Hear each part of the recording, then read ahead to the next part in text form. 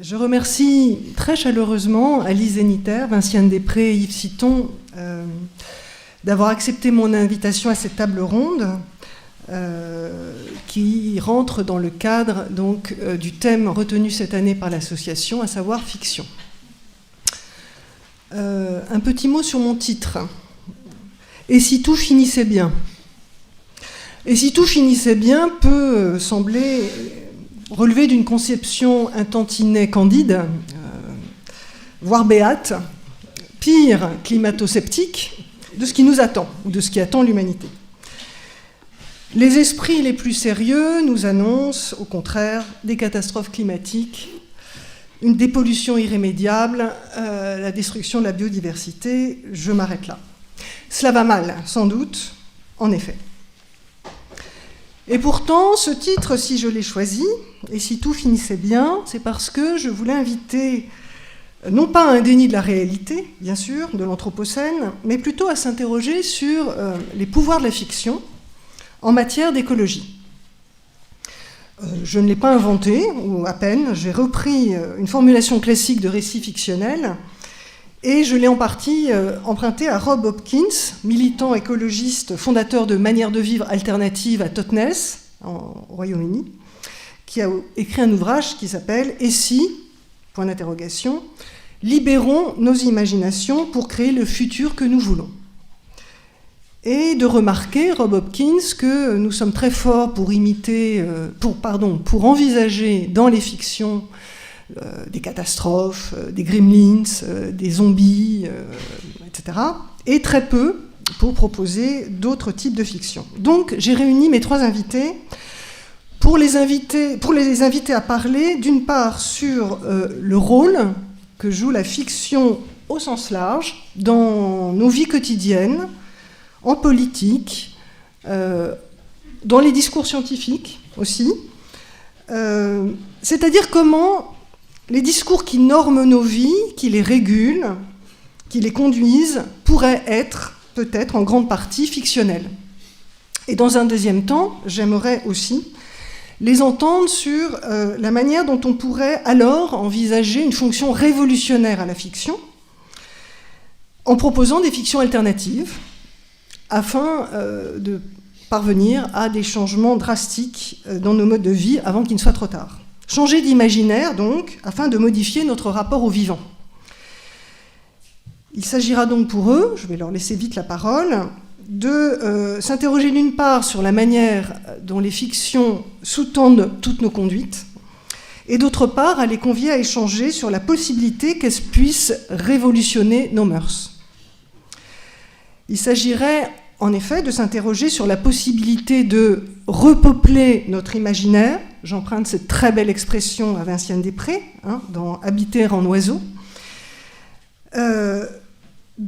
Vous venez d'en parler d'ailleurs, Vinciane Després a mené une enquête sur la manière dont nous pensons les autres êtres vivants, dans « Habiter en oiseau », à propos des oiseaux en particulier, mais pas seulement, et dans « Autobiographie d'un poulpe et autres récits », vous allez plus loin, puisque vous convoquez une forme de fiction, de prospective, pour troubler notre manière de les concevoir.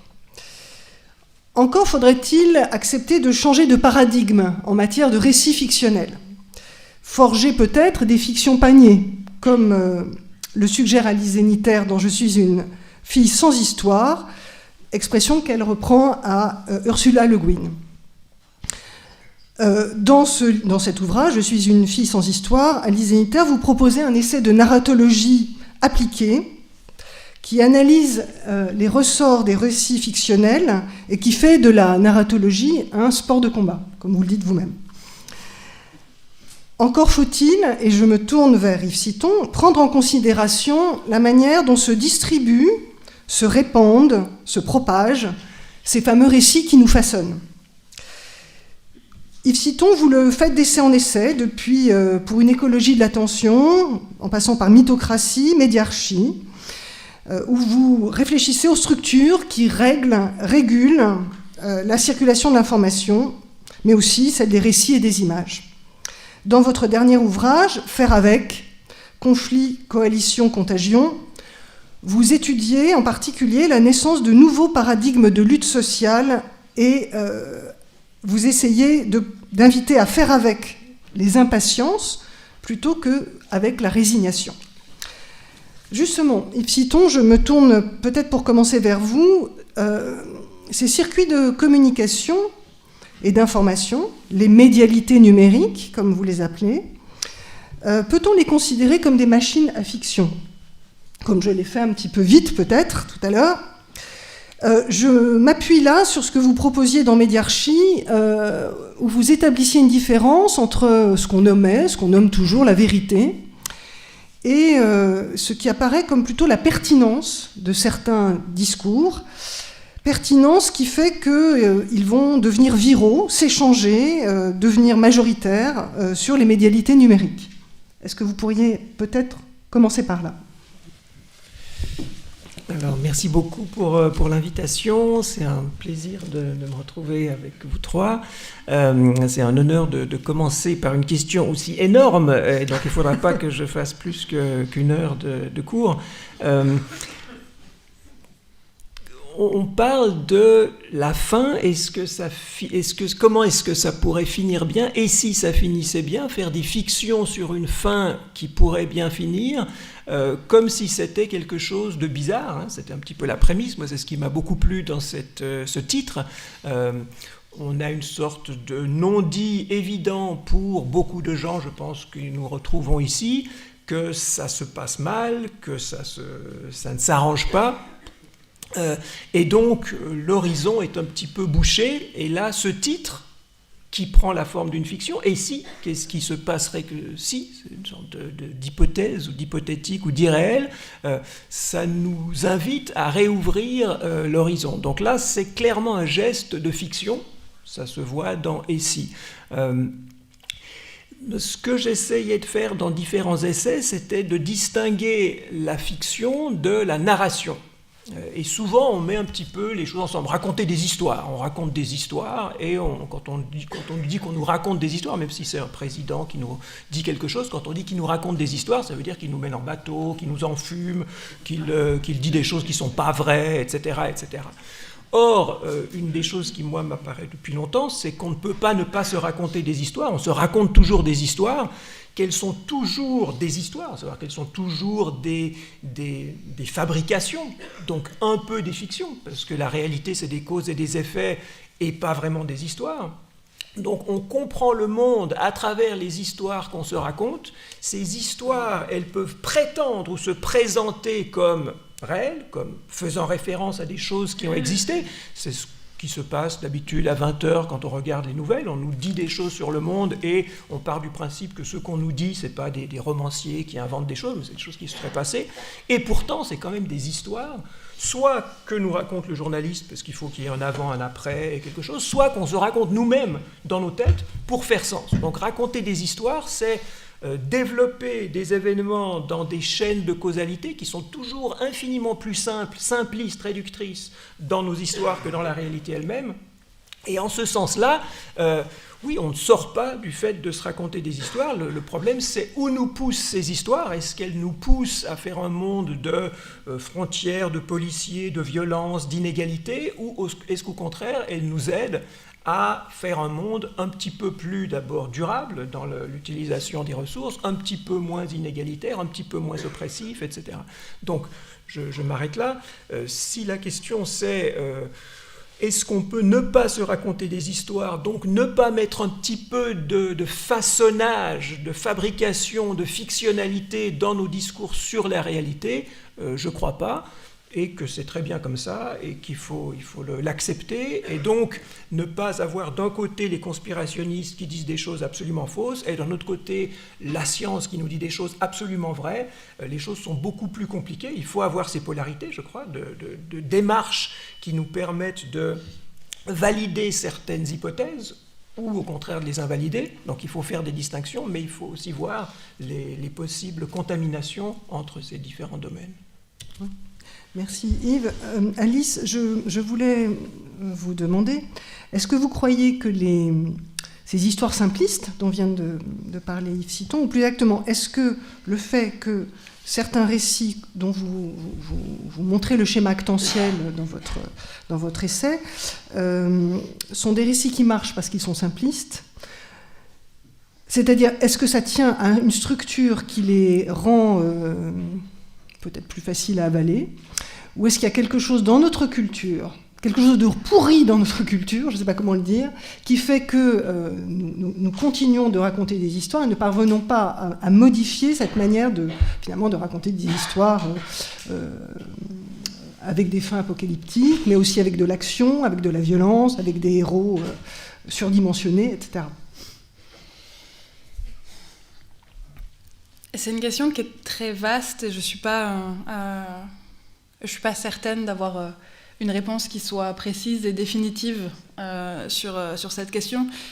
C'est pour ça que j'aime tant le texte de Ursula Le Guin dans lequel elle parle de la fiction panier. C'est parce que, disons, pour le résumer un petit peu grossièrement, elle oppose une fiction canonique qu'elle appelle, elle, la fiction lance, à une autre fiction qu'elle appelle de ses voeux et qui est la fiction panier. Et la fiction lance, c'est la fiction du héros qui est, bien plus souvent qu'à son tour, un homme violent qui s'affirme donc par la lance, par la massue, par les flèches, etc. et qui va en fait...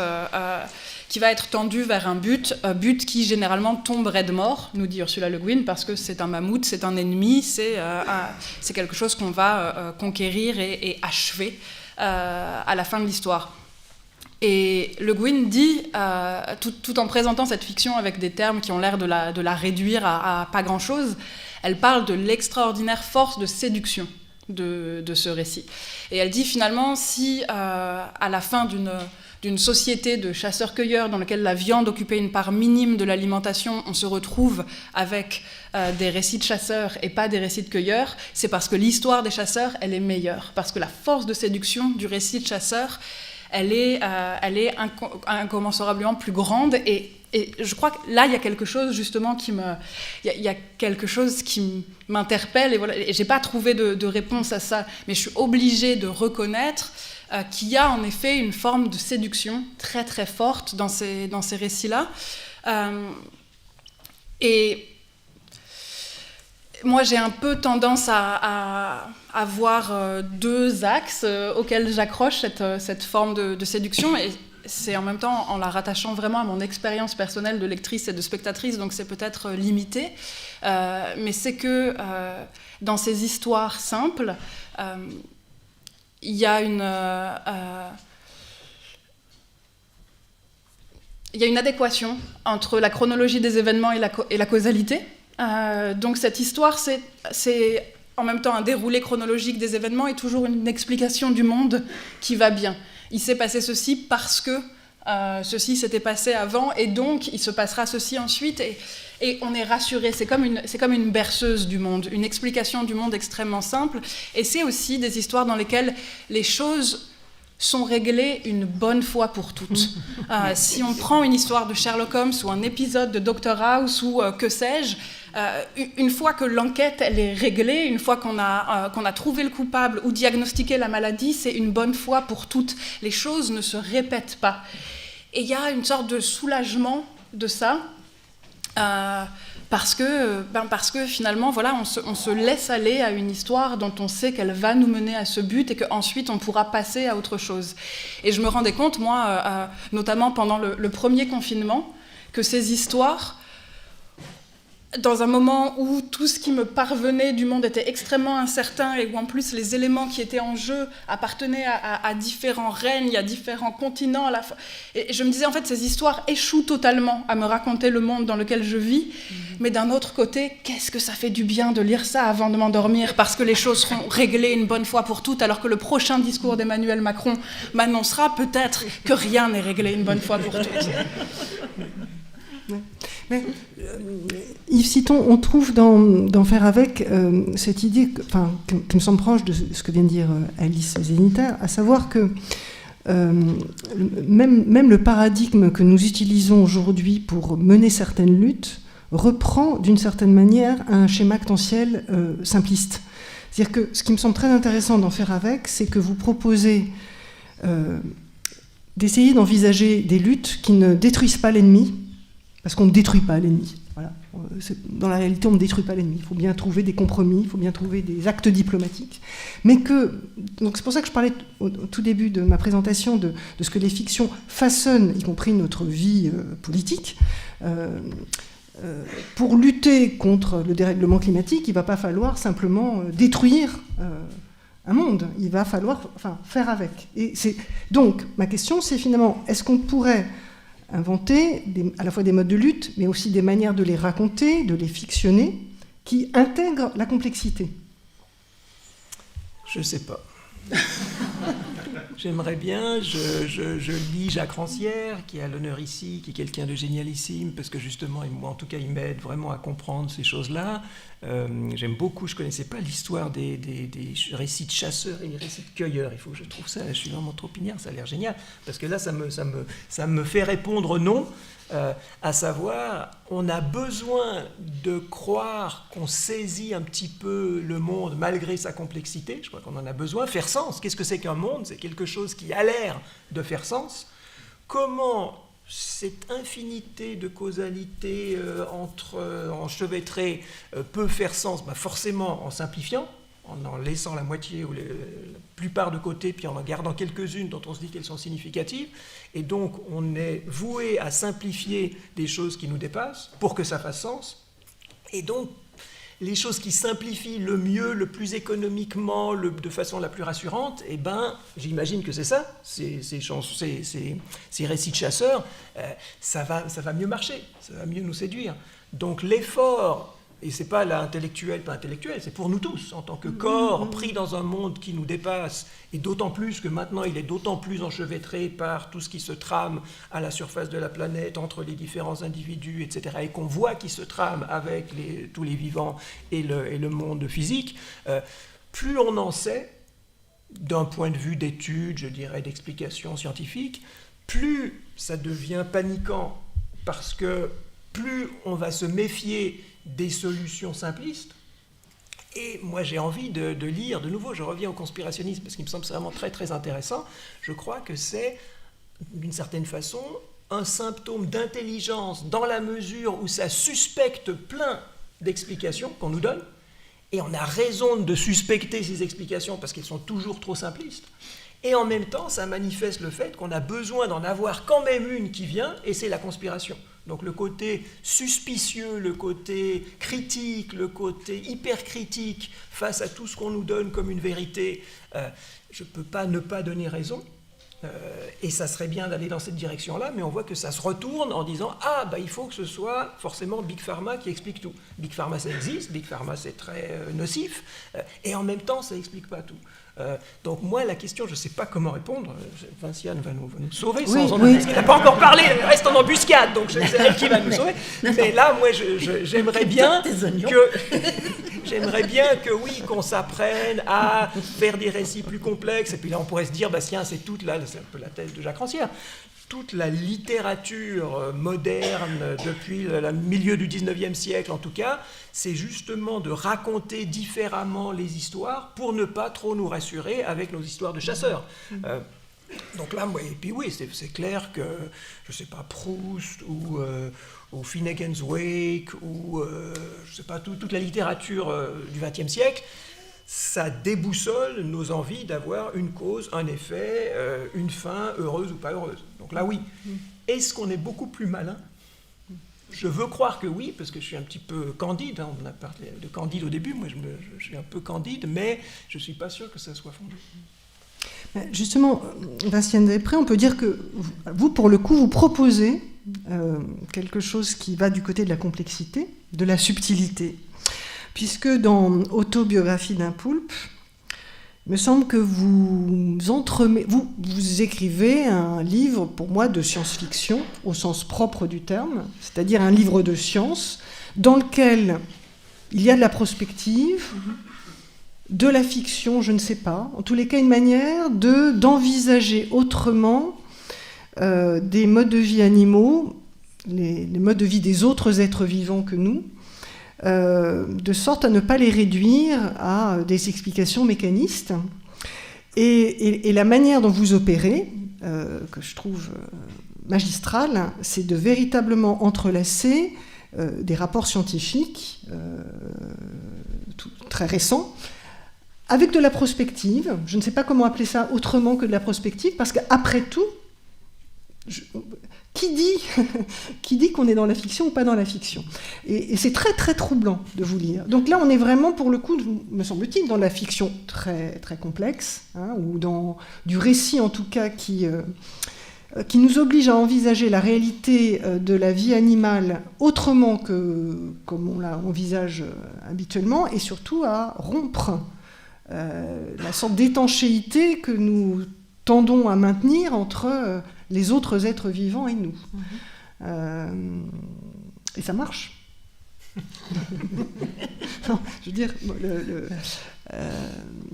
les araignées archivistes, voilà.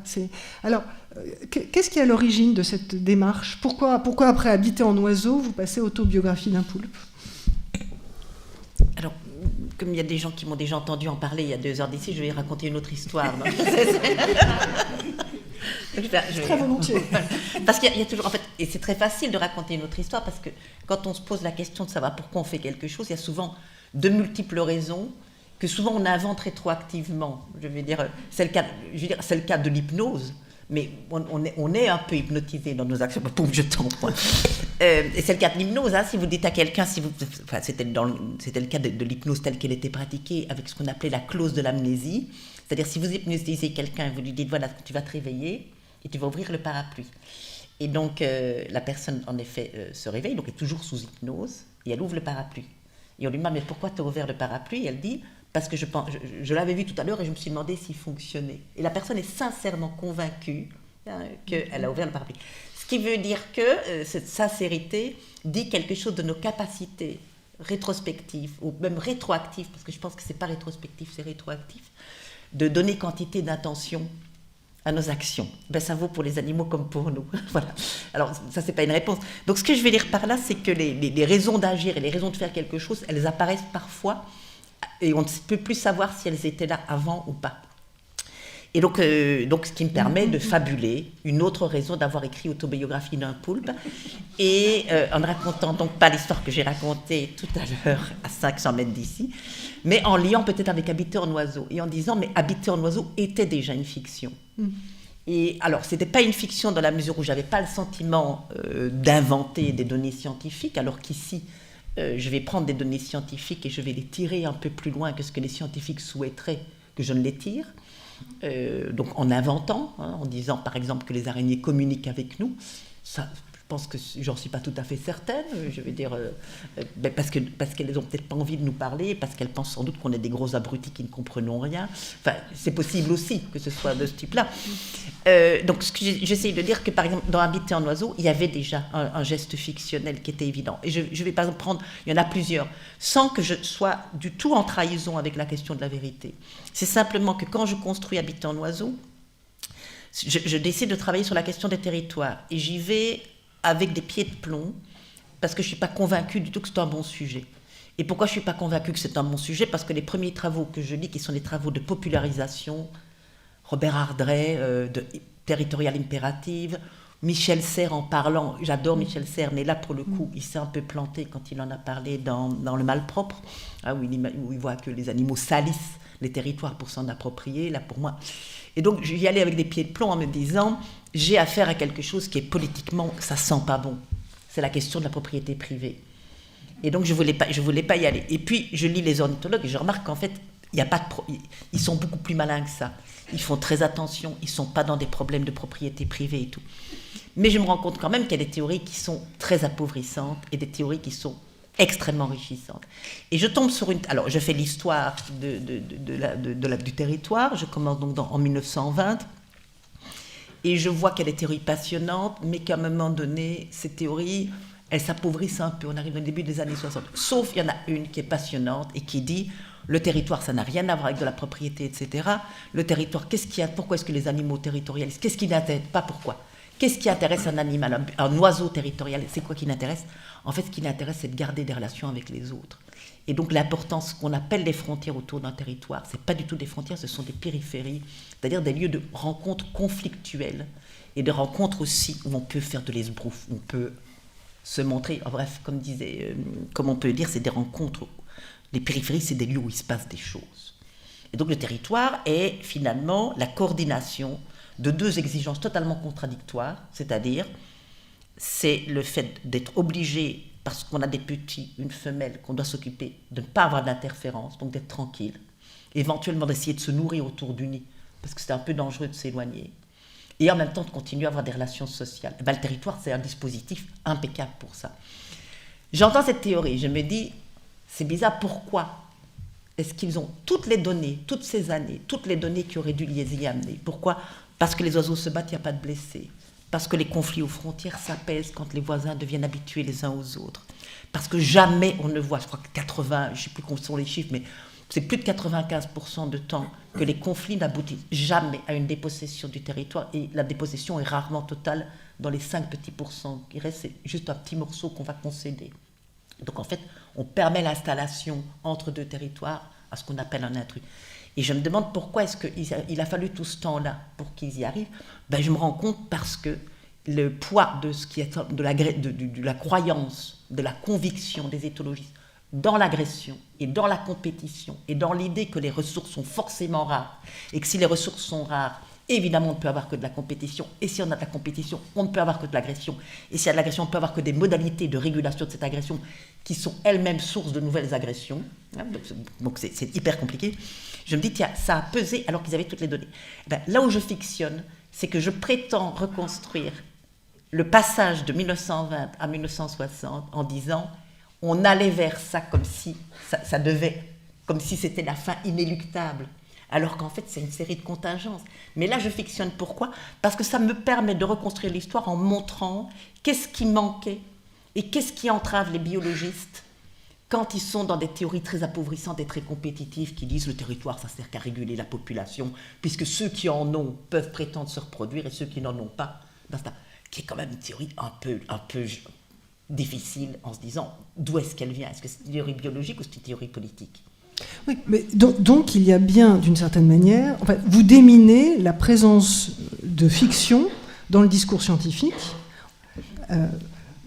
En tout cas, le fait que le langage utilisé, étant un langage qui n'est pas strictement scientifique, quand on parle de lutte ou quand on parle de territoire, c'est à la fois un discours qui peut être d'usage courant, et donc on importe des schémas qui sont des schémas, alors non pas fictionnels, mais des schémas qui viennent de modalités de pensée qui vont être projetées sur la vie animale. Oui, on est un peu dans la perspective qu'elle soulevait. Je veux dire, l'histoire de l'homme chasseur, elle peut être séduisante pour des tas de raisons auprès des humains, je ne sais pas, parce que à mon avis, les raisons sont en effet multiples. Pourquoi l'histoire d'homme chasseur, pourquoi est-ce que tuer un mammouth, etc., est plus intéressant que de compter qu'on a renversé le panier de graines au bord de la rivière et que le petit est tombé dans l'eau à ce moment-là. Visiblement, il y a de l'héroïsme, enfin bref, il y a de multiples raisons. Et les raisons pour lesquelles les biologistes vont privilégier plutôt des histoires où il y a de l'agression, de la compétition, etc., doivent être aussi assez multiples. Est-ce que c'est parce que d'abord, parce qu'ils ont été formés à penser en termes de sélection naturelle et la sélection demande des sacrifices. Il y a une deuxième raison qui me semble très intéressante, qui m'a été soulignée par Isabelle Stengers. Elle dit, on a tendance à d'autant plus trouver une histoire vraie en science, qu'elle est dure, qu'elle est violente, qu'elle est dure, qu'elle est difficile à avaler. Voilà, c'est ça que je suis en train de dire. Darwin, les héritiers de Darwin, pensant le monde comme une guerre de tous contre tous, et Kropotkin présentant un monde où les animaux s'entraident et où il y a des orphelins qui sont adoptés, eh bien, il n'y a rien à faire. Darwin, les héritiers de Darwin, ça fait beaucoup plus scientifique. Et donc, nous sommes des héritiers des blessures narcissiques. On adore ça. Je vais dire, on se glorifie des blessures narcissiques. C'est encore du Stengers pur jus. D'abord Copernic, et puis, voilà. C'est pas nous le centre du monde. Et puis Freud avec l'idée que nous ne sommes pas maîtres en la demeure, et puis Darwin avec l'idée qu'on descend du singe, pour caricaturer. les Occidentaux adorent ça parce que c'est ajouter encore une gloire de lucidité à leurs nombreux péchés. Donc je vais dire, voilà, c'est terrible. Et donc il y a à la fois les blessures narcissiques et à la fois plus une vérité est dure à avaler, plus elle a l'air scientifique. Et donc je crois que ça c'est vraiment un problème d'éthos et de routine de la part et des scientifiques et peut-être même de ceux qui, d'une certaine manière, se laissent un peu rouler dans la farine par ce que leur donnent les scientifiques.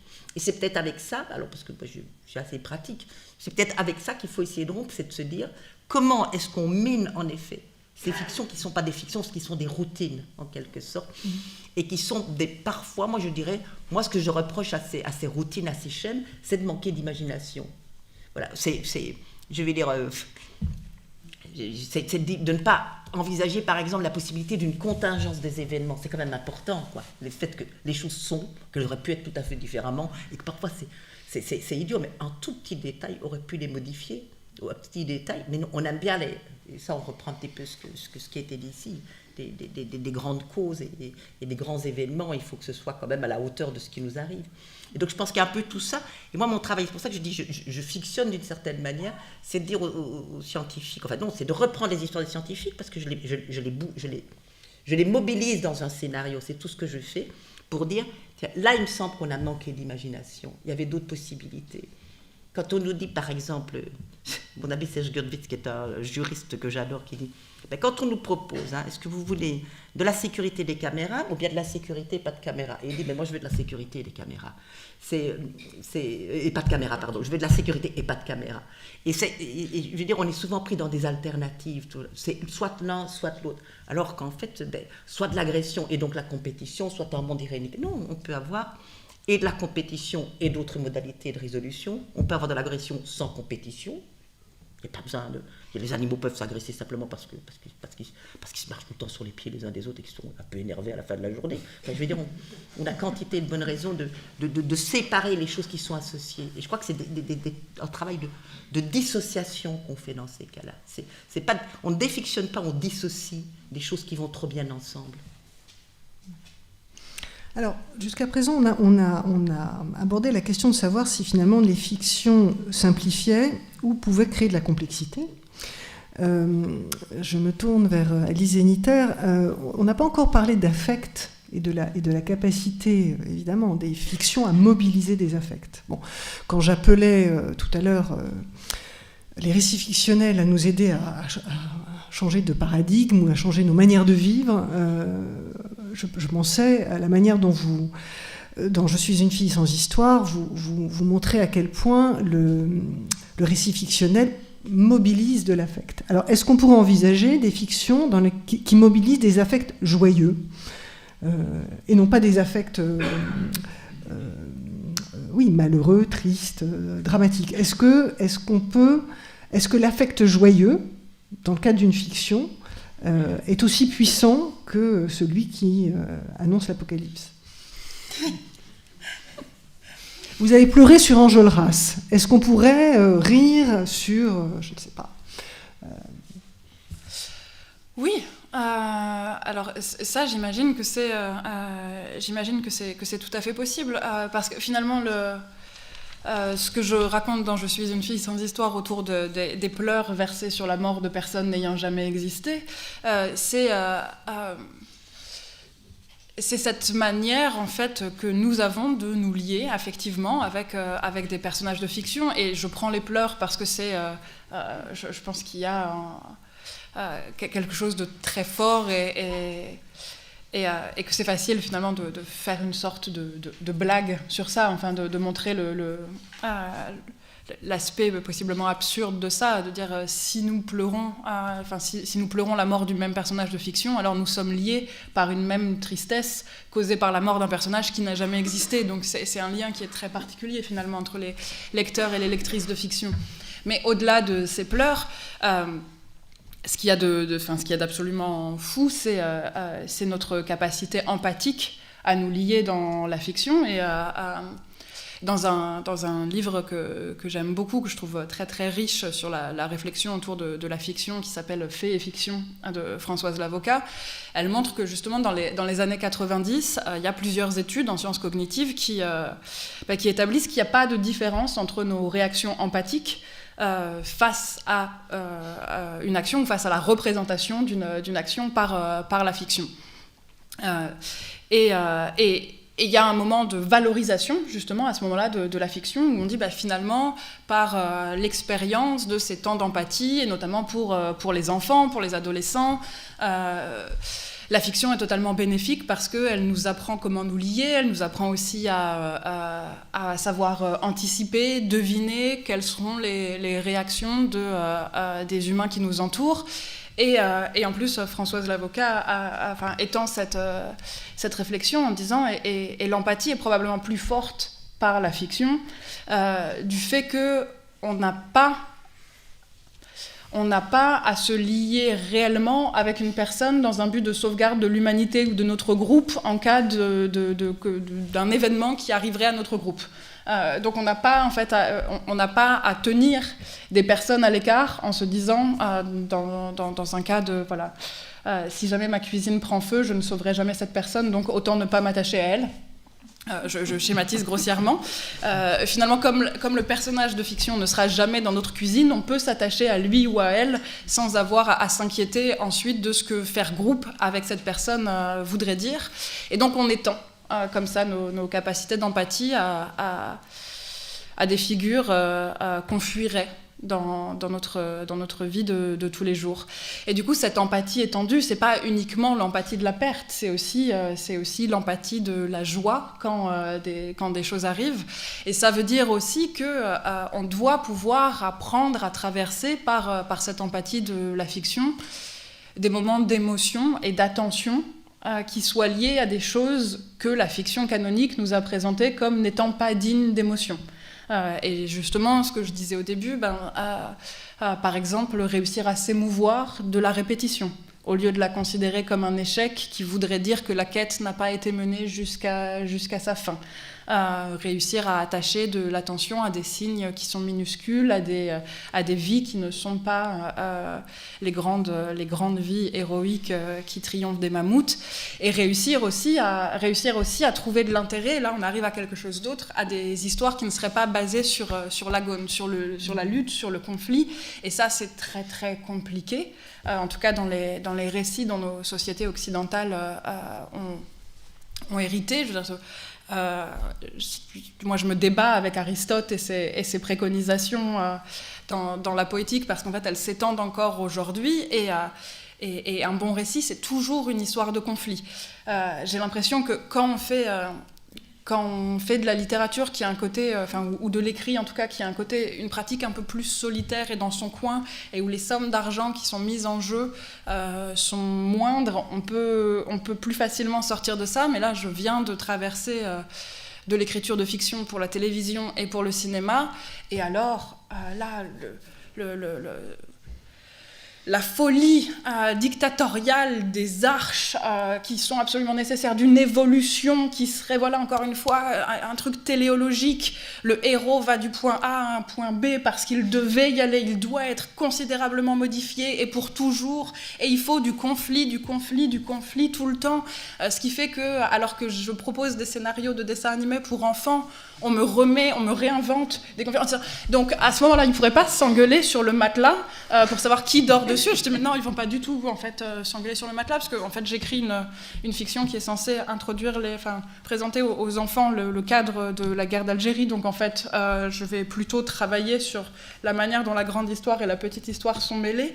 Et puis j'ai pas du tout envie de rajouter des conflits autour d'une histoire de matelas, de chat, mais en fait il y a quelque chose qui est pas possible. Parce que le conflit est efficace, parce que le conflit, d'une certaine manière, nous donne satisfaction. Et ça, c'est un autre point qui freine aussi, je pense, beaucoup le développement d'imaginaire autre. C'est que, et là je reprends les mots à Vincent Message dans son essai Romancier pluraliste, mais on a un mode capitaliste de lecture aussi des histoires qui fait qu'on veut en avoir pour notre argent. Et donc, dès qu'on sort un peu de ce schéma qui nous en donne pour notre argent, qui nous dit, voilà, il y a un conflit qui commence à se mettre en place, et puis ce conflit explose, et puis ensuite il y a une résolution. Dès qu'on sort un peu de ça, arrive un peu ce doute de qu'est-ce que je suis en train de lire ? Est-ce que je ne suis pas en train de perdre mon temps ? Pourquoi est-ce que je consacre du temps à cette chose qui a une forme qui m'échappe, un peu fumeuse, etc. Et cette peur d'être floué, de lire quelque chose qui ne sert à rien. Et ça, c'est assez compliqué, en fait, de sortir de ça. Et je ne suis pas sûre que ça puisse se faire de façon comme ça, de façon spontanée. Je ne sais pas s'il faut une longue fréquentation de certains textes. Enfin, Yves, vous parliez de Finnegan's Wake. Je ne pense pas que Finnegan's Wake, en fait, se met dans les mains comme ça de tout un chacun, et qu'à la découverte de Finnegan's Wake, tout un chacun a une sorte d'épiphanie en se disant c'est absolument merveilleux. Je pense que la réaction instinctive devant Finnegan's Wake est c'est quoi ce bordel ? Et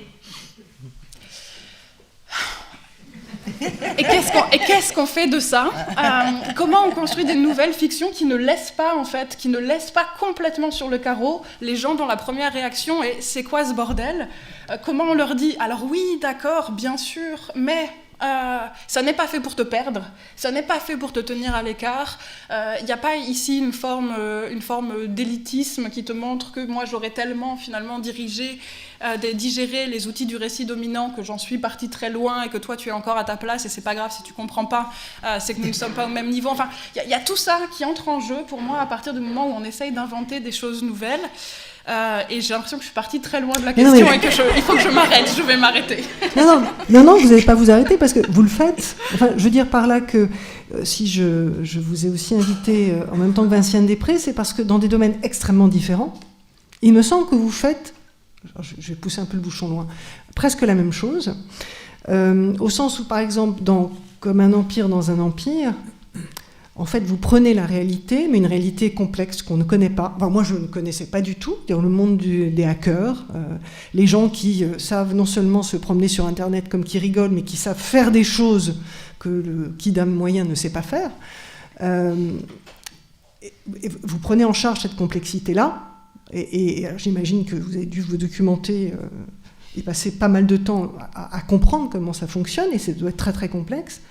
Et vous en faites un récit fictionnel qui fonctionne. Votre livre a très bien marché, et c'est une fiction, et pour autant, il documente une réalité dont on n'a pas l'habitude d'entendre parler, sauf de manière extrêmement simpliste. Les hackers, il y a des méchants, puis il y a des héros, et puis entre deux, on ne sait pas ce que c'est. Bon, voilà. Donc vous le faites de manière à la fois complexe et sous forme fictionnelle. Je prends un autre exemple qui m'a beaucoup plu, Jusque dans nos bras.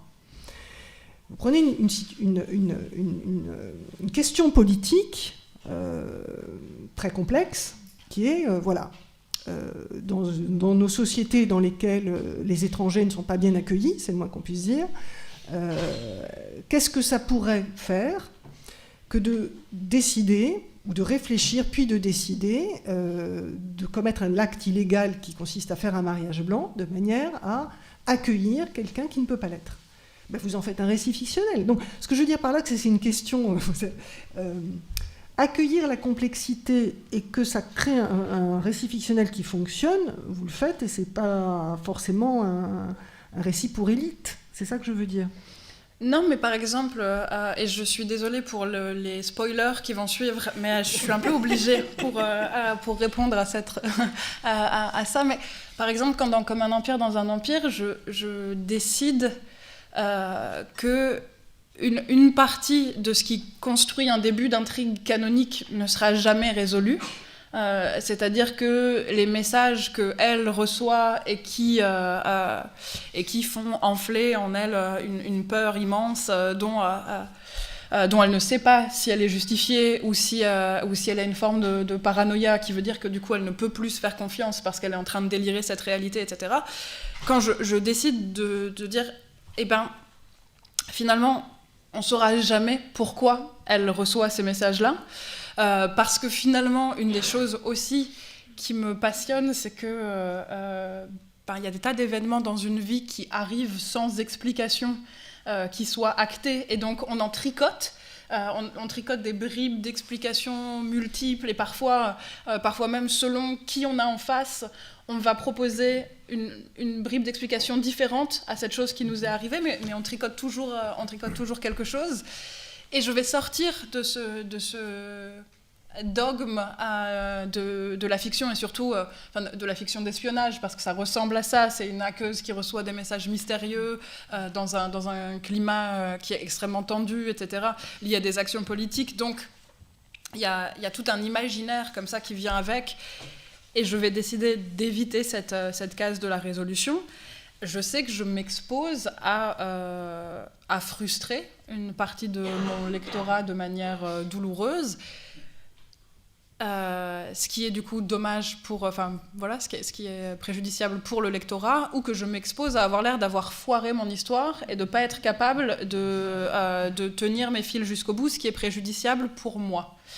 Donc on avance sur un risque de perdant-perdant, mais qui en même temps m'intéresse énormément, donc je le fais, mais avec toujours cette lumière rouge qui s'allume et qui clignote et qui dit...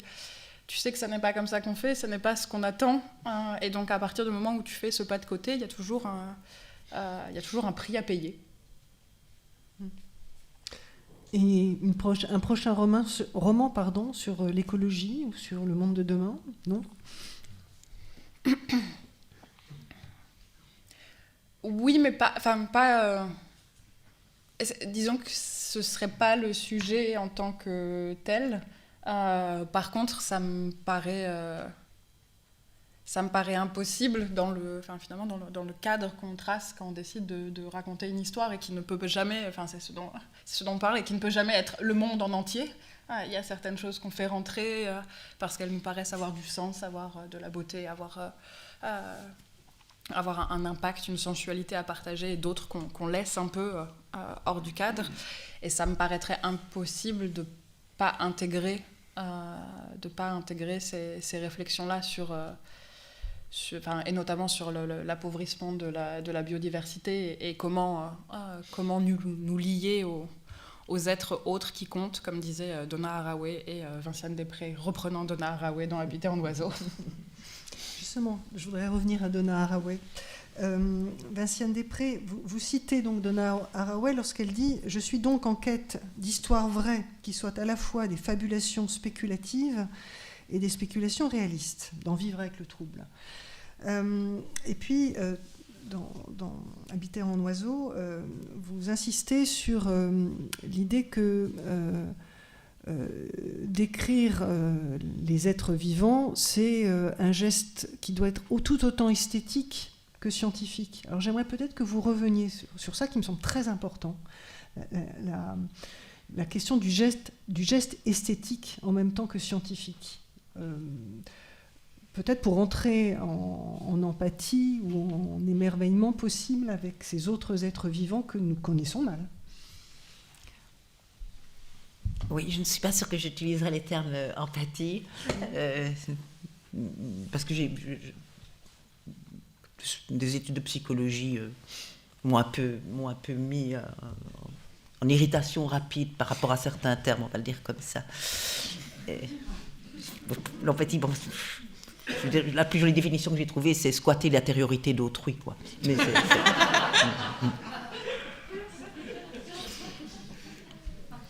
alors, comment le dire ? Je veux dire, dans Habiter en oiseau, ça s'est imposé, ça ne s'était pas imposé jusque-là. Et c'est peut-être comme ça, puisque je fais toujours les choses très concrètement, que je peux poser la question, pourquoi ça s'impose là ? Et pourquoi jusque-là, ça ne s'était pas imposé ? Et de même, pourquoi s'impose le fait d'essayer de bien écrire, alors que je n'avais jamais essayé avant ? Ce que j'appelle bien écrire... Oui, j'avais essayé, non. Ce que je vais dire par là, et non, je suis tout à fait sérieuse, je ne m'étais jamais considérée comme une écrivaine avant d'avoir écrit Au bonheur des morts, qui était le livre précédent, Habiter en oiseau. Et Au bonheur des morts, j'ai dû faire extrêmement attention à l'écriture, parce que je mettais en risque ce que j'appelle je devais soigner mes objets, c'est-à-dire que les objets que je traitais, c'est-à-dire les histoires que m'avaient racontées les gens à propos de leur possibilité de continuer à entretenir des conversations avec les morts, ou de sentir des présences, ou de voir des signes, etc., étaient des histoires d'une telle vulnérabilité, d'une telle fragilité dans un milieu tellement hostile et toxique à ce type d'histoire, que si je n'écrivais pas avec beaucoup d'attention, je pouvais faire basculer très facilement ces histoires dans le ridicule, dans l'irrationnel, dans l'extravagant, et je pouvais susciter chez mon lecteur la part bête qui est en chacun de nous. Donc mon écriture devait être soignée pour éviter de convoquer cette part bête qui est en chacun de nous, et pour éviter la part la plus intéressante et la plus imaginative de chaque lecteur. Donc ça demandait de soigner l'écriture.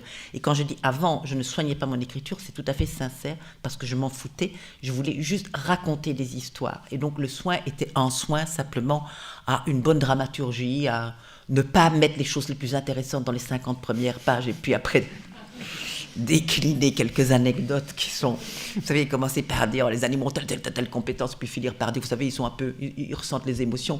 Ça va pas. Il faut apprendre juste à dramatiser, c'est-à-dire commencer par des choses qui ne surprennent personne, et puis aller et promettre que ça va aller en croissant. Donc je faisais ça simplement pour garder mon lecteur, parce que je traitais des sujets qui ne sont pas faciles, et donc j'essayais de raconter bien. Voilà. Donc là, le seul soin. Et puis après, au bonheur des morts, donc, me vient l'obligation de ne pas raconter bien, mais de traiter bien par la langue. Je vais dire trouver, par exemple, la syntaxe qui ne laisse pas tout le registre d'activité aux vivants, parce que si je dis ce sont les vivants qui font exister les morts, ben, ça veut dire que c'est des histoires d'imagination, et si les gens se disent mais il faut de l'imagination, mais ça ne suffit pas. Pour activer des présences, pour instaurer un mort, il faut de l'imagination, mais ça ne peut pas suffire. Enfin bref. Donc tout ça, il me fallait le faire. Donc trouver des syntaxes, trouver des sens aux mots qui me permettaient de les laisser parfois dans la possibilité d'une double interprétation. Bref. Et puis donc, on trouve... Alors c'est bizarre, c'est très autobiographique ce que je dis, mais on y trouve du plaisir à un moment à soigner la langue. Je veux dire, c'est quelque chose que je n'avais jamais fait, et puis d'un seul coup, on y trouve du plaisir. Comme on peut trouver du plaisir une fois par exemple, on apprend à bien cuisiner, on y trouve du plaisir à bien cuisiner et à faire les choses de manière soignée, de manière en prenant du temps, etc. Enfin, c'est un peu pour les choses qu'on apprend à bien faire. Et donc, dans Habitant un oiseau, ça devenait... Alors, j'avais éprouvé du plaisir, donc je partais déjà sur le fait que ce plaisir, j'avais envie de le retrouver. Mais ça m'est apparu en progressant comme une dimension extrêmement importante, parce que si je voulais inviter le lecteur, pas à l'émerveillement, pas à l'empathie ni rien, mais à simplement rejouer les manières traditionnelles dont on explique le comportement des animaux, c'est-à-dire ce que je disais de cette épreuve de dissociation des réflexes. Bon, par exemple, c'est les hormones, donc c'est déterministe. Le territoire, ben, forcément, c'est déterministe puisque c'est commandé par des hormones et par la longueur du jour et par. Ben, si on veut dissocier, si on veut donner, c'est donner du jeu en fait. C'est vraiment ça dont il s'agit. C'est vraiment donner du jeu. Eh bien, il faut essayer de se dire comment est-ce que je garde cette dimension esthétique. Alors là, il faut utiliser tous les. Moi, alors là, j'essaye de sortir tout ce que je peux. Je veux dire. Alors, la première, c'est d'abord de parler d'une expérience esthétique. Donc, je commence par un chant de merle, en disant, je ne dois pas l'oublier, celui-là. Et donc, c'est un memento que je me mets et que je mets dans la tête de mon lecteur. Attention, c'est beau. C'est peut-être répondre à des enjeux territoriaux, c'est peut-être des trucs biologiques, mais n'empêche que c'est beau. Et que c'est probablement beau pour les autres merles aussi. Et une fois qu'on a dit ça, on a déjà mis un premier enjeu. Et puis, un deuxième enjeu esthétique, c'est est-ce que mon mouvement d'écriture va pouvoir donner au lecteur l'impression qu'il est dans quelque chose qui, à la fois, essaie parfois de toucher du côté de la poésie, essaye parfois de toucher du côté de la fiction, raconte des histoires, etc. Ben, ce serait bon à prendre. Et puis, troisième mouvement, je rencontre les propositions de Deleuze et Guattari dans 1000 plateaux, et ils disent, mais le territoire, c'est la naissance de l'art. Quatrième mouvement, Souriau qui dit, territoire, vous savez, quand ils se disputent sur un territoire, c'est pas le meilleur combattant qui est le vainqueur, c'est le meilleur acteur. Ah, on entre dans le jeu théâtral. Ah, mais le jeu, c'est... Alors le jeu, c'est bien, le jeu est formidable, mais est-ce que le jeu n'est pas d'office imprégné d'une dimension esthétique ? Est-ce qu'il n'y a pas dans toute forme de jeu une dimension esthétique ? On prend un rôle, on émancipe, je prends une définition que j'ai proposée tout à l'heure, mais qu'est-ce qu'on fait dans le jeu ? On émancipe les choses de leur être, peut devenir une petite épée, ça peut devenir un ballon, ça peut devenir... voilà. Donc le jeu est un acte d'émancipation du réel. Pas d'émancipation de soi du réel, parce que c'est pas de ça dont il est question, c'est d'émancipation du réel lui-même. Le réel est émancipé de son devoir être ce qu'il est. Parce que l'idée de l'émancipation de soi du réel, ça me est plutôt insupportable. Ça, c'est au contraire, on s'y baigne encore mieux. Mais dans un réel plus multiple, avec des plis, un réel plein de plis. Et puis donc, voilà tous les trucs que je vais utiliser, parce qu'au fur et à mesure que je progresse dans ce livre, je me dis, tiens, là, il se passe quelque chose. Là, il y a Deleuze qui me dit ça, là, il y a Souriau. Et puis on découvre alors à ce moment-là que écrire, en fait, j'aime tellement ça, parce que c'est jouer. Parce qu'écrire permet de rejouer l'idée du réel, parce qu'écrire permet d'émanciper certaines choses, parce qu'écrire permet de faire connecter des choses qui n'étaient pas connectées jusque-là, et de se dire, mais tiens, mais ça fonctionne là. Là, il se passe quelque chose quand je connecte ça et ça. Et puis voilà. Donc la dimension esthétique, c'était une dimension pour donner du jeu à des choses qui me semblent parfois trop... voilà, il n'y a plus de jeu, elles sont sclérosées ensemble. Voilà, et c'est donner du jeu entre quantité de choses. Ouvrir des possibles. Ouais, c'est comme ça qu'Isabelle Stengers me proposerait de le redire. Oui. Ouvrir des possibles, d'accord. Yves Citon, je voudrais vous faire revenir sur une citation de Faire avec, à la toute fin, où vous parlez de Jeanne Favret-Saada, vous la citez. Donc Jeanne Favret-Saada a fait des études sur la sorcellerie. Donc vous la citez, donc je la cite. D'une part, l'existence d'une force que manipulent les humains et qui circule suivant les voies ordinaires de la communication humaine, et d'autre part, l'existence d'un système de place dans lequel ceux qui disposent de la force, sorciers et désorceleurs, peuvent soit attaquer à mort, soit sauver ceux qui n'en disposent pas, ensorcelés.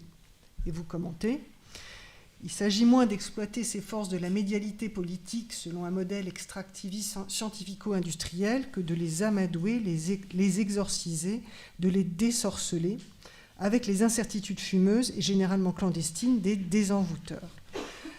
Alors, ce que vous proposez, c'est d'ouvrir vous aussi des possibles en matière de lutte politique, en convoquant la sorcellerie. Je vous comprends bien ? Je ne sais pas, parce que moi, j'ai jamais très bien compris cette citation de Jeanne Favret-Saada. Je la trouve très belle, et c'est pour ça que je la prends, c'est parce que ça me dépasse complètement, et donc je me dis, il y a quelque chose de génial là-dedans, donc je le reprends, mais je prétends pas du tout la comprendre. Mais oui, moi, désorcelé, enfin, en écoutant tout à l'heure Vinciane et aussi Alice, j'entendais dans vos deux discours au moins deux niveaux qui se mettaient en place. À savoir, il y a les petites histoires qu'on raconte, il y a ce qu'on dit qui va se passer, ce qu'on rêve, etc. Et puis, dans vos deux discours, il y avait des sortes de grandes histoires, de grands schémas. On parlait de routine. On parlait de schème, on disait, tiens, quand on fait des histoires pour la télévision, il faut qu'il y ait ceci, etc. Et alors, soit on peut reprendre un philosophe des années 70, 80, qui s'appelait Jean-François Lyotard, qui parlait de petits récits ou de grands récits, et il me semble, ces méta-histoires, ces grandes histoires, ces grands récits, c'est aussi ce qu'on appelle des idéologies. Et moi, ce que j'entends dans le travail, la finesse du travail que décrit Vinciane, il ne s'agit pas seulement de bien raconter, à savoir que ça marche, qu'on reste jusqu'à la fin, qu'on trouve ça un petit peu exaltant, etc. Mais il s'agit de bien traiter, et de bien traiter quoi ? De bien traiter quand même la capacité d'agir des êtres. Agentivité, c'est un mot un petit peu prétentieux, mais c'est ça, la puissance d'agir, ce qu'on peut faire. Et raconter des histoires, ça peut être vu, et c'est en général lu comme ça, comme aliéner, tromper les gens. Et il nous raconte des histoires, ça veut dire il veut nous emmener ici, puis il nous fait croire à des choses.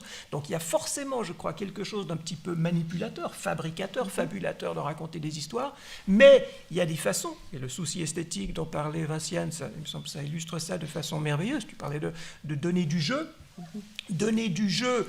aux acteurs, tu insistais là-dessus, c'est pas seulement des agents, mais c'est aussi des acteurs, parce qu'on joue tous un rôle. Quand on lit une histoire, quand on se projette dedans, quand on parle aux autres, maintenant je gesticule comme ça, forcément je joue un rôle, c'est pas moi qui parle ici.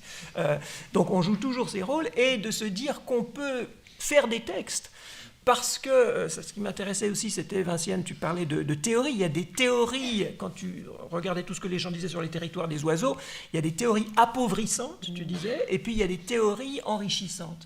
Moi, je me rappelle, j'avais pris des cours, j'ai passé pas mal de temps aux États-Unis, et dans les années 90, j'étais à Pittsburgh, en Pennsylvanie, et je prenais des cours d'économie. Et ça m'avait frappé que les enseignants d'économie, l'économie orthodoxe classique, c'était pas des tordus, c'était vraiment les droits dans leurs bottes, ils ne parlaient pas de théorie, ils parlaient « Ah, we have a story for that ». Et moi, ça m'a frappé, je venais de la littérature, comme ça, je me dis, mais ils prétendent faire de la science, ces gens-là, ils gagnent des prix Nobel, etc., ils se donnent des... L'économie, c'est pas une science, ça a plein d'équations, ça quantifie tout, etc. Et eux-mêmes, quand ils faisaient des cours, ils disaient « Ah non, c'est des stories ». Et forcément, ça fait sens, parce que les stories, c'est justement quelque chose qui nous donne un schéma d'intelligibilité. Donc que ce soit des théories, que ce soit des stories, il me semble important de voir les deux niveaux. Et alors je reviens à cette citation que j'ai toujours pas comprise, mais quand même de Jeanne Ferré-Saada, sur désorceler. Qu'est-ce que ça serait? Il me semble qu'on a vraiment une très très belle démonstration de désorcelage. On est tous ensorcelés par ces grandes histoires dans lesquelles on baigne et à travers lesquelles, ces espèces de structures narratives dont on a l'habitude de se raconter des histoires les uns aux autres. Et qu'est-ce que c'est qu'un travail précis d'écriture esthétique, que ce soit des narrations fictives ou que ce soit de décrire comme ça les territoires des oiseaux, ça serait de donner ce jeu qui veut dire désorceler, qui veut dire oui, il y a une force qui est là, oui, il y a un système de place qui fait qu'on se voit ici dans la société ou qu'on est ici dans la société, qu'on subit telle chose, qu'on peut exercer tel ou tel pouvoir, mais de se dire il y a du jeu, de se dire il y a de la contingence, de se dire qu'est-ce qu'on peut faire. Donc ça, désorceler, moi j'ai vraiment une très belle leçon là, de désorcelage, qui pourtant ne veut pas dire que maintenant on est guéri, que maintenant il n'y a plus de sorcellerie. Non, c'est ça pour ça moi j'aime bien ce que j'ai compris de Jeanne Ferré-Saada, c'est une autre forme de sorcellerie. On ne sort pas de la sorcellerie, simplement il y a des sorcelleries qui mettent vraiment l'accent ou le poids sur essayer de contrôler les autres, et puis il y a des autres formes de sorcellerie qui désorcellent, qui jouent les deux un petit peu en même temps et qui laissent du jeu. Sur les affects, juste encore une dernière chose, et peut-être pour venir aussi, parce que moi je croyais qu'on allait répondre à la question « Et si tout finissait bien ?» Moi je sais pas, on l'avait préparé en mais plus. oui, nous en plus, là, on a peu de temps là pour savoir si ça finit bien. Bon, moi je repense à une histoire que Frédéric Lordon, qui est en train de parler à côté, raconte souvent sur la tuile. Je ne sais pas si vous connaissez l'histoire de la tuile spinoziste de Frédéric Lordon, elle est très belle. Donc il reprend la théorie des affects de Spinoza et il dit si je sais pas, mon enfant marche dans la rue et il y a une tuile qui lui tombe dessus, alors forcément je vais être très triste parce que soit il est blessé, soit encore plus il est mort, etc. Forcément les affects ça va me faire. Mais ça va être très très différent de se dire c'est juste pas de chance parce qu'il y a eu une tempête et puis il y a une tuile qui est partie et puis vraiment la mauvaise coïncidence, paf, ça lui tombe dessus. Alors je suis ravagé. Mais, voilà. Ou de se dire, il y a un petit malin qui était sur le toit et qui a lancé la tuile. Et là, forcément, non seulement je vais être ravagé, mais je vais avoir de la haine pour le petit malin qui a lancé la tuile. Et puis, il y a le cas aussi où j'apprends quelques semaines plus tard que ce n'est pas la première tuile qui tombe, que c'est la 4e tuile, qu'on a vu les tuiles tomber, et puis que le propriétaire du toit aurait pu faire quelque chose pour que les tuiles ne tombent plus. Et notre histoire, est-ce que ça va bien finir ou pas bien finir, notre affaire, il me semble que, bon, il y a les climato-sceptiques qui disent, il y a des tuiles qui tombent. Voilà. Il y a toujours tombé des tuiles. Voilà, toujours tombé des tuiles, et puis c'est pas de chance, mais bon, voilà, il y a des inondations, il y a des trucs, et puis vous allez, voilà, faut pas voilà. C'est triste que les gens meurent noyés, ou qu'il y ait des sécheresses. Mais, bon, nous, on n'est justement pas comme ça. Enfin, je sais pas nous, mais on a quand même envie de se dire, alors, est-ce qu'il y a quelqu'un qui lance des tuiles? Je crois pas. Même les patrons de Total, je ne pense pas qu'ils font plaisir à ruiner des générations d'humains. Donc non. Et pourtant, c'est quand même la 5e tuile qui tombe, les gars, il faudrait faire quelque chose. Et donc on est dans cette situation-là où il y a à la fois un peu de contingence, c'est pas un ennemi, c'est pas... voilà, moi je crois qu'on peut... Voilà, Monsanto n'existe plus, c'est Bayer, mais je crois que même si on prend tous les directeurs de Bayer et puis on les met quelque part... je ne sais pas, à mon avis, il y a peut-être d'autres qui vont les remplacer, etc. Donc, c'est de nouveau plutôt de l'ordre de ces structures, de ces méta-histoires qu'on se raconte par lesquels on s'ensorcelle, et il faut essayer de donner ce jeu. On est quand même dans une méta-histoire qui, je crois, nous fait porter l'accent, et là c'est ce qu'on disait tout au début, sur les affects de peur, quand même, sur les affects. Mais c'est pas idiot, parce que si on a peur des choses qui peuvent nous arriver comme les tuiles, eh ben peut-être qu'on va être en meilleure position pour éviter les tuiles. Donc c'est pas du tout irrationnel d'avoir peur. Comment on contrôle ça? Comment on contrôle le fait que la peur vende mieux sans doute que l'espoir? Donc il y a à la fois ceci, on vit dans un régime médiatique où la peur vend, où les histoires simples vendent, c'est la faute des étrangers, c'est la faute de ceci, c'est la faute de l'Europe, c'est la faute de je ne sais pas quoi. Et c'est très très difficile de contrer ça simplement en racontant des histoires. Moi, ce que j'essaye de dire depuis Mediarchik, depuis la chose, c'est pas les histoires qu'on se raconte qui vont nous sauver, c'est de restructurer ce qui ensorcelle nos façons de raconter les histoires d'une certaine façon. Et là, ce qui ensorcelle nos façons de raconter des histoires, je m'arrête là-dessus, c'est des questions que j'essaye d'appeler économie de l'attention, à savoir qu'on vit dans un monde où les histoires, elles ne circulent pas toutes seules. Il y a le bouche à oreille, je raconte des trucs à mes voisins, mais en général, c'est des livres qui s'impriment, c'est des livres qui se vendent, c'est des films qui se produisent, c'est des films qui se vendent, etc. Ou des journaux, ou des nouvelles télévisées. Et que ce qui permet à un média d'exister aujourd'hui, c'est d'attirer l'attention. Et que pour attirer l'attention, il y a des ensorcellements beaucoup plus faciles et beaucoup plus rentables qui gagnent à tous les coups. Et le défi, pour moi, c'est essentiellement ça, c'est vraiment de trouver une façon de restructurer ces infrastructures qui sont des idéologies, parce qu'elles nous poussent à vendre des choses qui font peur, à vendre des choses qui font croire qu'un type nous lance des tuiles, parce que comme ça, on sait qui c'est la haine, et puis on va pouvoir le tanner, et puis ça en résoudra les problèmes. Donc, voilà, c'était une réponse un peu ambiguë sur la sorcellerie. Alors, si je veux vous...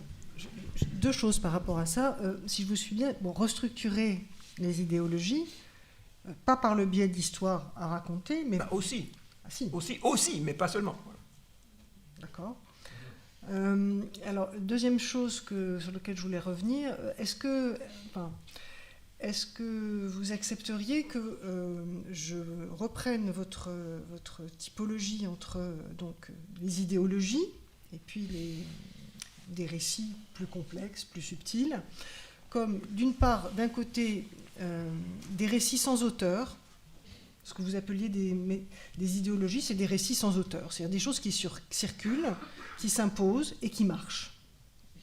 C'est dramatique, mais ça marche.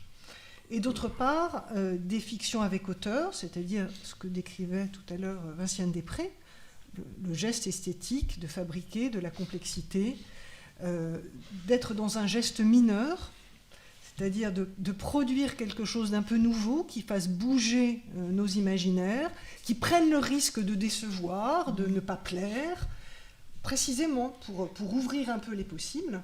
Et est-ce que le rôle de ces deuxièmes types de fiction n'est pas précisément de faire sauter les premières? Non. À savoir, là, moi, je ne penserais pas les choses comme ça. À savoir, je n'opposerais justement pas sur le même niveau des fictions idéologiques simplificatrices et des fictions mineures qui nous font réfléchir. Ça, je crois qu'on peut très bien le faire, et c'est très intéressant et très bien. Mais ce que j'essaye de dire, c'est que justement, c'est à des niveaux différents et qu'il faut travailler aux deux niveaux. Il y a d'une part cette question de quelle fiction on raconte, et puis ce que j'essayais de dire quand je parlais d'idéologie, pour moi, idéologie, ce n'est pas du tout disqualifiant. Il y a des idéologies calamiteuses et puis il y a des idéologies un petit peu meilleures. Même qu'il y a des théories appauvrissantes et il y a des théories enrichissantes. Donc, il me semble qu'il y a des simplifications, des méta-histoires, des grands récits qui, de nouveau, nous enrichissent ou nous aident à donner du jeu, nous aident à faire entrevoir ce qui peut se passer après cette phase qu'on considère comme apocalyptique. Ou ce qu'on peut faire dès maintenant en regardant cet horizon apocalyptique et en essayant de changer toute une série de choses maintenant parce que justement on regarde cet horizon. Donc tout ça, c'est aussi des idéologies. Moi, quand j'entends les collapsologues, je les écoute d'une oreille attentive et avec une certaine tendresse, parce que je me reconnais assez dans ce qu'ils disent, et pourtant c'est une idéologie. Mais je préfère celle-là, il me semble, c'est une idéologie c'est aussi une sorte de simplification, mais qui est, à mon avis, plus enrichissante, ou moins appauvrissante, plutôt, que le climato-scepticisme. Mais pour moi, il y a vraiment deux niveaux qu'il faut distinguer, et aux deux niveaux, il y a des choses mineures, majeures d'un côté, et dans le majeur, tout ne se vaut pas. Peut-être Alice Zéniter ou Vinciane Després, comme vous voulez, les deux. Comment faire entrer de la contingence dans les fictions ? Comment prendre en charge la contingence dans les fictions ?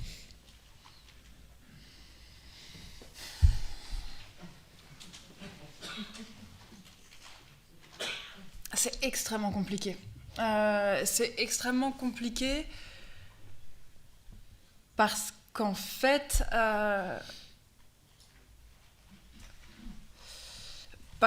il y a quelque chose qui va à l'encontre d'une manière de lire.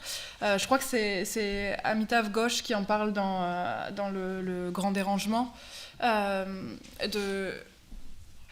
du fait qu'en fait il y a une intentionnalité et une autorité qui est prêtée à l'auteur et à la manière dont il déroule sa fiction, ce qui fait que si moi je dis cette chose s'est passée mais elle aurait pu se passer autrement, il aurait suffi que un tel fasse un pas de côté pour que ceci se soit passé, etc.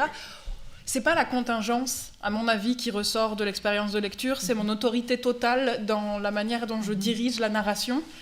Et donc ça a l'effet contraire de ce que je veux produire. Donc j'ai pas de réponse à cette question, et si quelqu'un l'a, je suis vraiment preneuse, parce que j'y pense beaucoup. Non, moi il y a cette vieille règle latine qui dit post hoc ego propter hoc, qui veut dire quand ça vient après, on a tendance à croire que ça a été causé par.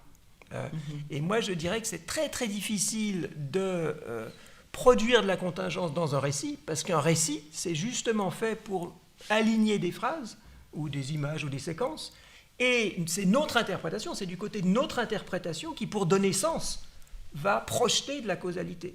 Donc même si on met des choses complètement... Enfin, il y a ce fameux effet Kuleshov au cinéma, dans les années 30, je crois, où on monte le même visage d'un acteur. Donc d'abord, c'est vraiment le même plan. Après, d'abord, on le met avec un bol de soupe. Après, on le met le même visage avec un cadavre. Et après, on le met avec une femme un peu dénudée. Et parce qu'on a vu un bol de soupe, on se dit « Ah, il avait faim ». Parce qu'on a vu un cadavre, on se dit soit il est criminel, soit etc. etc. Et voilà. Donc là, je crois que ça, c'est un défi de romancière.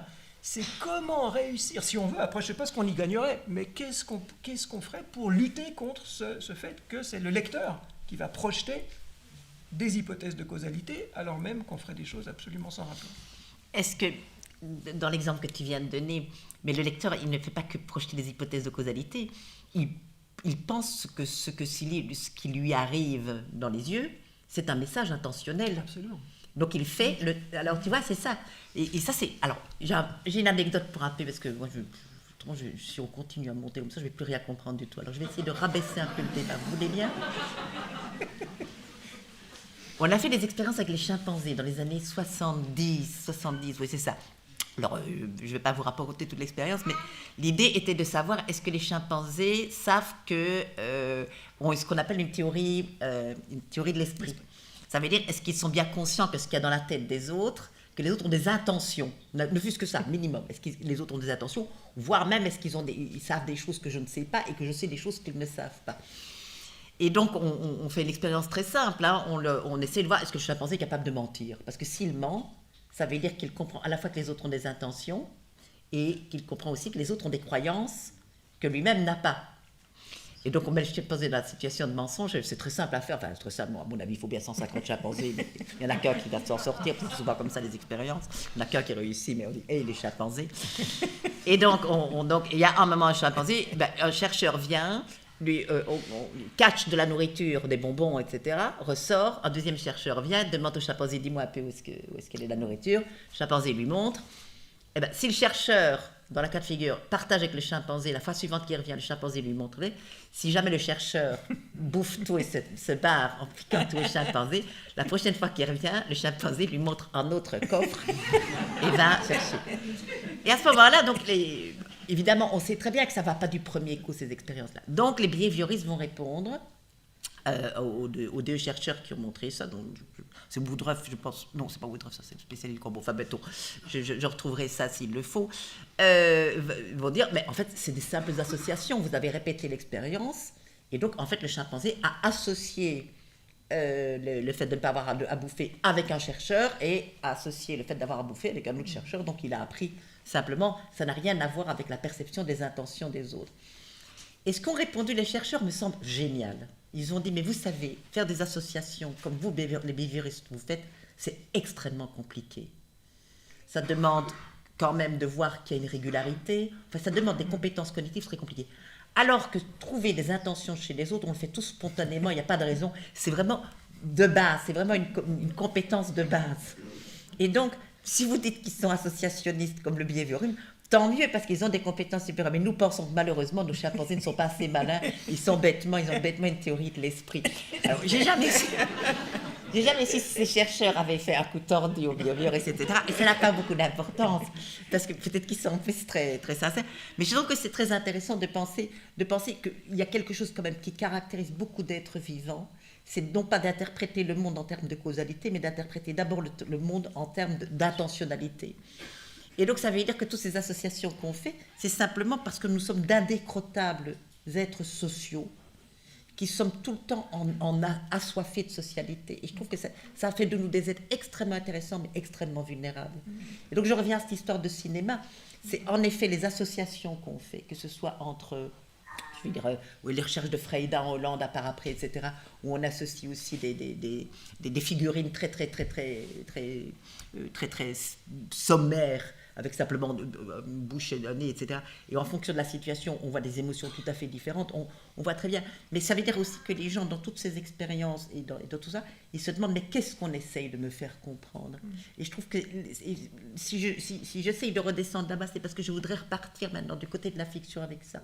C'est que dans tout lecteur, il y a quelqu'un qui se pose plein de questions sur qu'est-ce qu'il essaye de me dire, qu'est-ce qu'il voudrait que je pense, quitte à résister contre ce qu'il voudrait que je pense ou à adhérer. Et si j'y ai pensé tellement fort, moi, c'est parce qu'Isabelle Stengers faisait toujours des coups tordus dans ses livres. Alors, le coup tordu d'Isabelle Stengers, elle disait, voilà, on peut penser que. Je me disais, tiens, c'est un peu surprenant de la part d'Isabelle, mais j'ai une profonde admiration, immature et infantile pour Isabelle. Donc, je la suivais, je me disais, ah bon, oui, ben voilà, oui, pourquoi pas. Et puis je lisais 10 phrases, 15 phrases ou 2 pages après, eh ben celui qui pense ça, c'est un con. Bon, c'est pas comme ça qu'elle écrit. Et je me disais, purée, elle m'a encore eu, quoi. Moi, je lui fais confiance. Voilà. Et je lui ai demandé, je l'ai supplié, ne fais plus ça. Et je suis sincère. Je dis, les gens il ne faut pas oublier qu'il y a une espèce de pari de confiance quand on lit un livre, en tout cas qu'on le souhaiterait. Il y a un pari de générosité, il y a un pari de confiance. Et donc, ça veut dire que quand on écrit, les gens ils se disent qu'est-ce qu'elle veut de moi. Ils ne suivent pas simplement l'histoire, ils sont aussi qu'est-ce qu'elle veut de moi. Voilà, et donc ça compte aussi finalement. Et c'est pour ça aussi que la contingence évidemment pourrait être difficile. Alors comment est-ce qu'on embarque le lecteur dans une complicité sur cette histoire ? Moi c'est là-dessus que j'aurais envie de chercher. Comment est-ce qu'on embarque le lecteur sur cette complicité, sur le fait que c'est impossible, mais qu'on va lui demander de rendre ça possible, mais comment ? Voilà. Et ce serait intéressant d'explorer toutes les possibilités avec les lecteurs. Enfin, je sais rien, je suis en train de dire n'importe quoi ici. Ma question, c'est qu'est-ce que Florence veut de nous avec sa question sur « Et si tout finissait bien ?» Elle ne l'a jamais posée. C'est toi qui l'as ramenée. Elle me fait venir jusqu'à Lille pour ça, moi je veux avoir la réponse. Vinciane, j'aimerais revenir...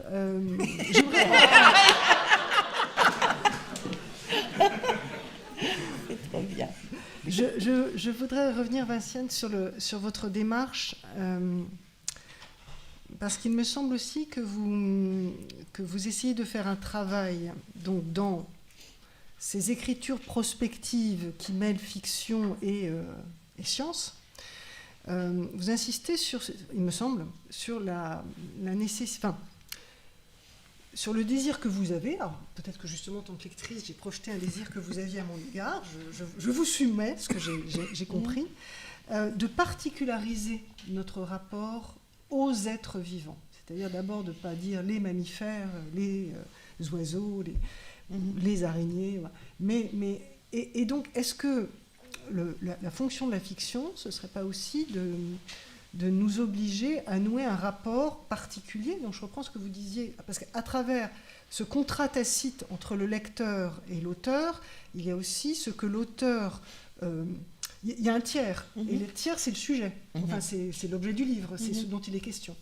Or, dans votre travail sur les autres êtres vivants, ce que je trouve remarquable, c'est que vous nous proposez de tisser un lien très particulier avec... Enfin, bon, je vais faire une confidence, je ne sais pas si je répondrai à la question de Yves, mais quand je vous ai lu sur Autobiographie d'un poulpe, quand j'ai lu ce que vous disiez à propos des araignées, de certaines araignées, je me suis retrouvée, moi, dans la... Bon, j'aime beaucoup les araignées, il y en a chez moi, qui vivent avec moi, qui cohabitent. Et ce qui me frappe, c'est que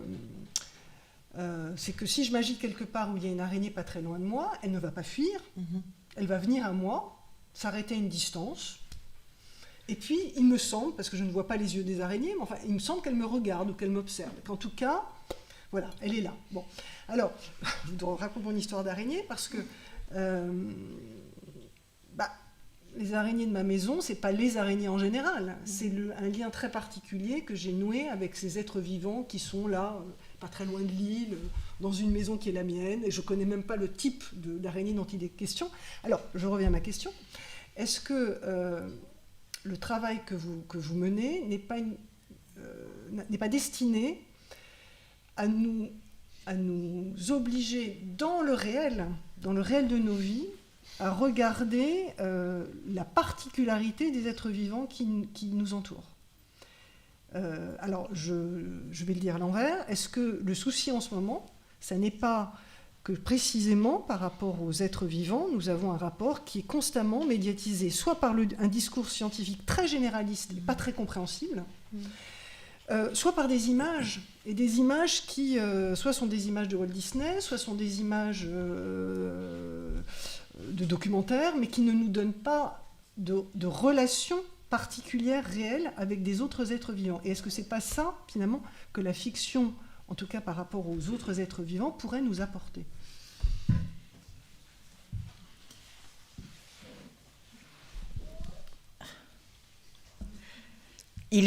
Oui, je pense que oui, vous avez raison. Je pense que c'est une des choses que ça peut nous apporter, notamment. Et je pense que si on est si nombreux aujourd'hui à essayer, je veux dire, je pense à Estelle Zong-Mengal avec son Apprendre à voir, je pense à Baptiste Morisot avec Raviver les braises du vivant, je pense, enfin bref, à quantité de gens qui pleurnichent avec moi, pour citer notre Je fais une référence au fait que Frédéric Lordon nous a accusés tous de pleurnicher, nous qui nous intéressions aux vivants, et d'un peu manquer les vrais enjeux politiques. Bon, alors donc depuis lors on pleurniche. Donc voilà, mais c'est juste une plaisanterie pour dire qu'on n'est même pas fâché, on n'a même pas mal. Et puis il est très drôle, il faut quand même reconnaître qu'il est très drôle. Et que donc, cette fois-ci un peu moins, mais bon, on ne peut pas lui en vouloir de temps en temps. Voilà. On arrête avec ça. Donc je reviens, on est si nombreux, d'une certaine manière, quand Estelle Zong-Mengal écrit Apprendre à voir, c'est de ça dont il est question. C'est de dire, je vais dire, elle va faire je viens de terminer le livre et je dis, tiens, là, bravo Estelle, parce qu'elle a réussi son coup. Je ne regarderai plus un tableau sans me poser la question de qu'est-ce que le peintre a réussi à faire, etc. Est-ce que chaque fleur est différente, ou bien est-ce que c'est un paysage qui nous entoure? Et là, c'est la façon dont elle le formule, etc. Que, voilà, j'ai été moi-même élevée dans l'idée, comme citadine, dans l'idée que la nature, c'est quelque chose qui nous entoure. Et que même aller se promener en forêt, c'est une façon de se ressourcer, etc. Je veux dire, on sort très difficilement de cet acte d'appropriation constante qui nous est une espèce de routine dans laquelle on a été. Alors je parle de citadine, je parle de l'époque où je suis née, des choses comme ça. Je ne parle pas des gens qui vivent à la campagne, je ne parle pas des gens qui travaillent avec des bêtes et compagnie. Et donc me dire, c'est vrai, des choses, des êtres aussi dérisoires en apparence que des araignées, ce serait peut-être déjà quelque chose qui serait, je vais dire, ce que vous me racontez, moi ça me fait plaisir, parce que comme quand des gens me racontent qu'ils ont entendu le chant des oiseaux, après avoir lu Habitant en oiseau. Et pourquoi ça me fait plaisir? Parce que j'avais le sentiment d'entendre des relations qui n'étaient plus du tout des relations appropriatives. Je vais dire des relations soit d'utiliser, d'instrumentaliser l'autre au profit de notre bonheur, soit des relations de paysage, mais où les gens, où vous me parlez d'une araignée. Alors je ne sais pas si les araignées voient, je vais dire, voient bien ou quoi que ce soit, et on peut ne pas s'en foutre. Peut-être qu'un jour vous aurez peut-être envie de savoir, tiens, mais qui t'es toi? C'est quoi ton nom? De quoi t'es capable? Et des choses comme ça. Et ça peut être vraiment très, très, très gai. Mais ça veut dire qu'on commence à tisser, c'est le cas de le dire d'ailleurs, des types de relations qui me semblent moins toxiques, et que c'est des gestes, d'une certaine manière, ça finit par contaminer. Je pense que ça finit par contaminer, et ça peut se faire avec... moi, j'ai appris, par exemple, j'ai appris beaucoup avec une chienne dernièrement depuis 4 ans, notamment parce que j'essayais d'entrer dans une logique non appropriative avec elle. J'essayais d'entrer dans une logique, c'est quoi se faire confiance? C'est quoi se faire confiance en sachant que je suis responsable de sa survie dans des endroits qui sont dangereux pour elle? Donc, par exemple, des rues avec des voitures et des choses comme ça. C'est quoi entrer dans des rapports où je n'ai pas envie d'avoir de l'obéissance, mais où quand même elle doit m'écouter? C'est quoi ce rapport-là? C'est quoi un rapport avec une araignée, voilà, qui sait que j'existe, mais sur un mode probablement totalement inattendu, où mon existence n'a rien à voir avec ce que je représente d'existence. Et tout ça, ça me semble intéressant. Et de fait, c'est vrai que susciter de la curiosité, susciter le goût pour des choses, que ce soit en suivant la manière dont les oiseaux font territoire, ou en essayant d'être au plus près de ce que les scientifiques racontent avant de me mettre à délirer complètement à propos des poulpes, des wombats ou des araignées, c'est une façon en effet de faire. Mais je veux dire, moi j'ai été très vite heureusement malade quand on disait les animaux, quand on disait l'animalité. Alors j'étais à la limite de l'hystérie, l'animalité me faisait horreur. Et puis quand on a commencé à dire les animaux, je disais, mais on parle de qui là? Pourquoi c'est quoi ces 2 blocs? Et puis au fur et à mesure, on se rend compte que même dire les corbeaux, c'est beaucoup, parce que qu'est-ce qu'ils ont en commun, ceux qui vivent dans le Grand Nord et ceux qui vivent dans le parc ou dans le Vermont, ou quoi que ce soit. Il y a probablement qui diraient, c'est pas les mêmes gens que nous. Quel retour vous avez de la part des scientifiques sur vos travaux? Au début, j'avais des retours, donc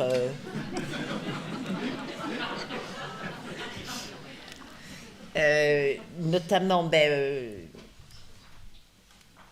j'avais des retours. Donc, le premier livre, c'était La danse du cratéropécaillé. Alors, bon, j'ai pas eu beaucoup de retours parce que c'était un livre qui n'avait aucune chance à l'époque, dans les débuts des années 90, essayer d'intéresser les gens au fait que des oiseaux dansent. C'était pas. Mais enfin, j'ai eu quelques retours de scientifiques, et notamment, j'ai lié des vrais. Alors, je vais parler de retour en ces termes-là. Pour moi, ce qui est important, j'ai noué des vraies amitiés avec des scientifiques dont je découvrais que leur travail était très vulnérable parce qu'ils étaient très mal vus par leurs collègues, mais où ce qu'ils avaient trouvé chez moi les avait encouragés à continuer, à ne pas lâcher prise, et me contactaient pour me demander si je voulais bien soit continuer à parler avec eux, soit les aider, soit d'une manière ou d'une autre. Et j'ai appris avec ces scientifiques. Alors ici, par exemple, je parle particulièrement, par exemple, de Michel Meuret, avec qui on a fini par écrire Composer avec les moutons, avec qui j'ai appris des choses extraordinaires sur les moutons, sur les bergers, voilà, c'était vraiment très bien. Donc j'ai eu quelques retours au début par des scientifiques qui m'intéressaient. Je pense que les scientifiques ont toujours été contents, ou en tout cas ont eu de la gratitude par rapport au fait que je critique très peu les travaux de ceux avec qui je suis en désaccord, et que je préfère soutenir ceux qui me semblent faire des choses intéressantes mais qui risquent d'être plus périlleuses parce que moins bien acceptées, et laisser dans l'ombre ceux qui me semblent faire du travail qui est très routinier ou même très déterministe. Et puis pour Habiter en oiseau et le poulpe, j'ai eu quelques retours pour Habiter en oiseau, mais pas énormément, non. Je pense que voilà. Merci.